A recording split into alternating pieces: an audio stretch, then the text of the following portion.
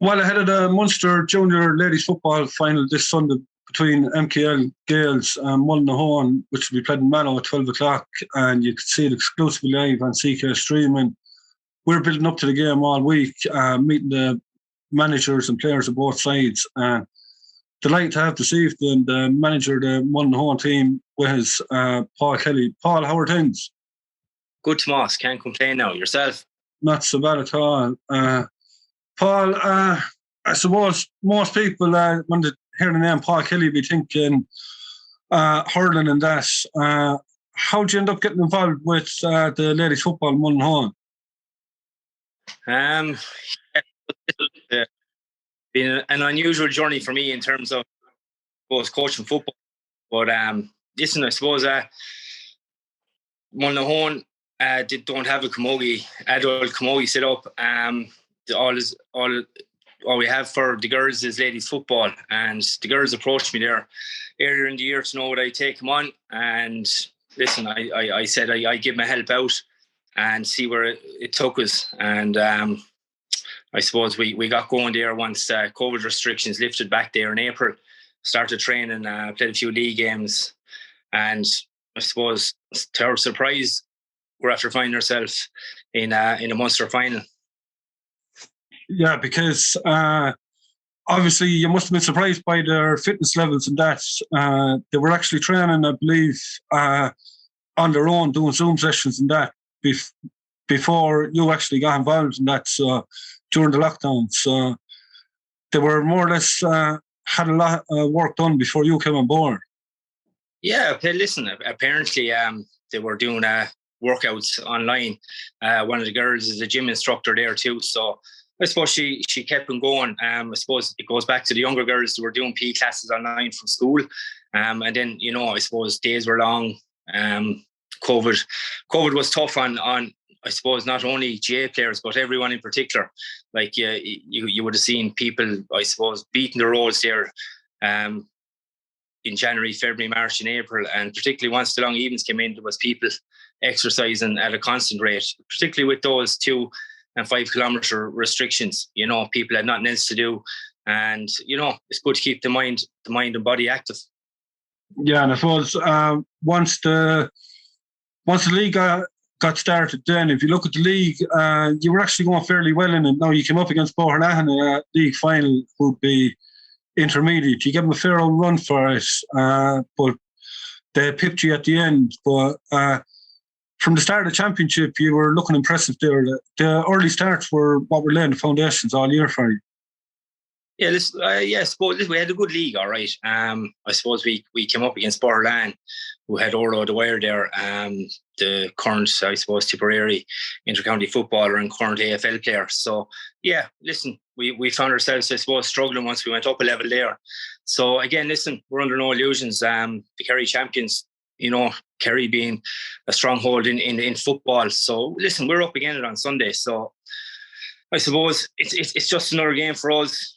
At the end of the day, we're just looking forward to it. It's a big occasion for us as a club. Again, it's nice to be participating in a final. Yeah, and there's plenty of support there in Mullinahone, plenty of flags and colours out. The parish have really got behind you.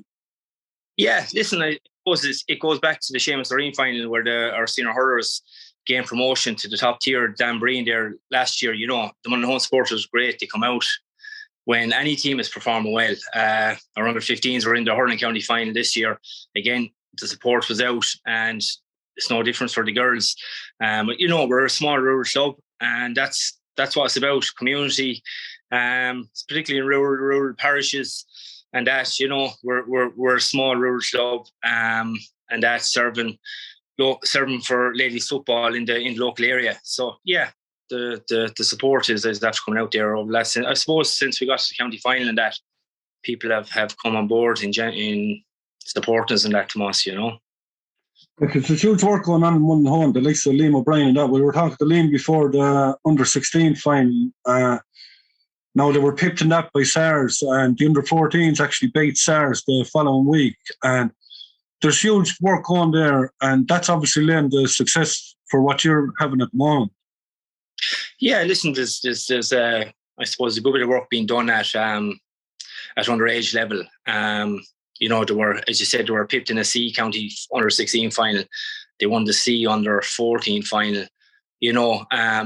Again, I suppose we did struggle to field an under 19 team there this year, which was disappointing. But again, there's great work being done for the local community in terms of ladies and girls participating in the sport, Yeah, and like the exposure that they're getting as well, is a huge thing as well, because we see a lot of girls dropping off, maybe 15, 16, 17, but they're getting the exposure now that they possibly deserve. So that'll probably keep them playing as well.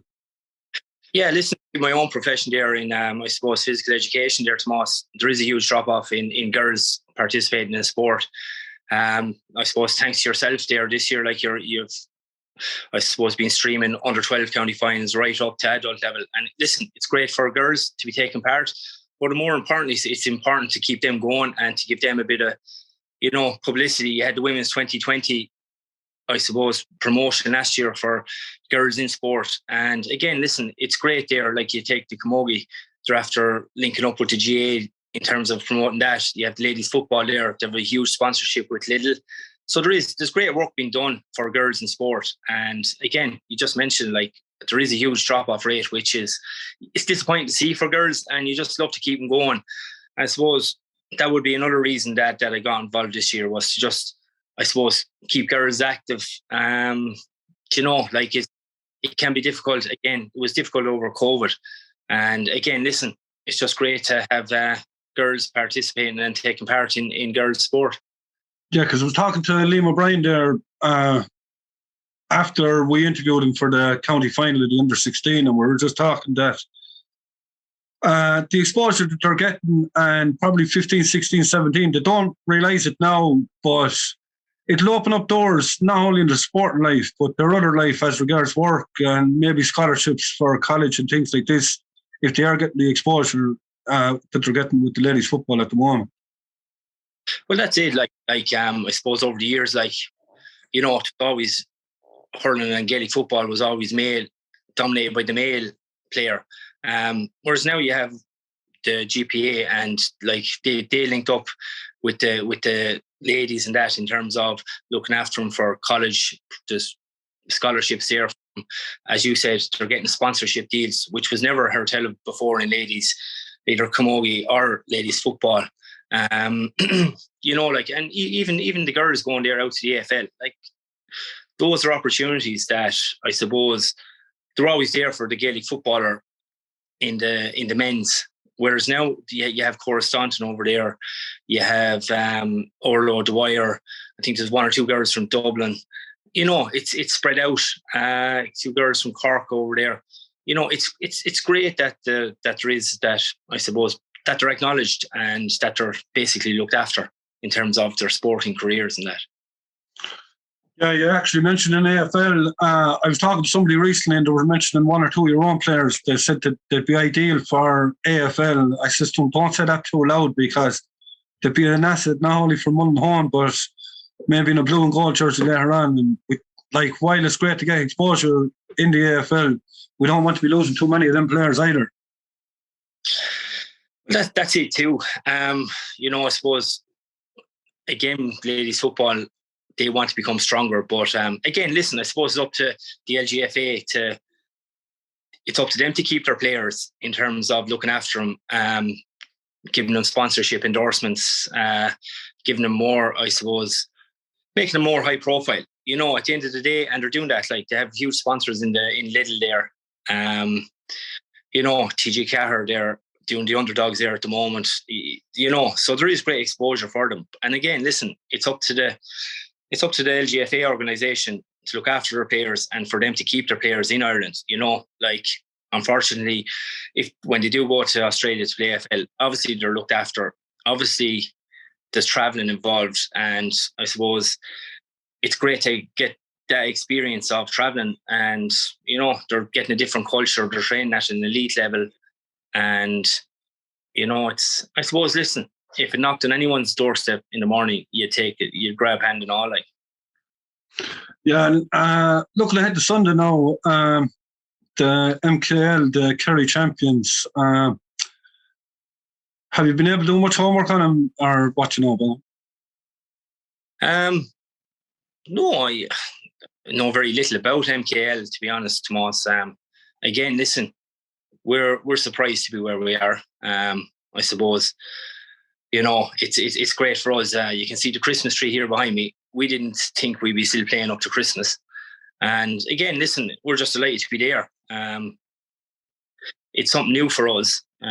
Obviously, a Kerry team, they'll have high expectations, probably more so than us. Like we'll win as underdogs playing a Kerry team, as that's always naturally the case. And sure, listen, who knows? But there might be a fairy tale at the end of it, and if there is, we'll take it. Yeah, because a lot of people said that after the county final, anything from here on in is bonus territory. But you're there now, so obviously you want to give a good account of yourself, and you're obviously looking to win it. Well, listen, I suppose we'll go out and do our best, Tomas. Again, it's a final. Just we're hoping for a good performance. As the fella says, no one wants a one-sided final. So, yeah, hopefully we can perform and just who knows after that. Again, the only thing we do know it's Meath Kerry. I think they have 3 or 4 clubs. So they have a huge pick in comparison to us. So that's all we really know about them. Yeah, and there's a lot of goodwill coming from a lot of the neighbouring clubs. I suppose if you look at the likes of the hurling and football, some of the local clubs would rivalry in that, but the whole county seemed to be getting behind both yourselves and Arlo for Sunday. Yeah, listen, sir. Arlo are in the senior final, which is great for them. They're coming up again a formidable Mourne Abbey side. Again, Arlo will go in as underdogs.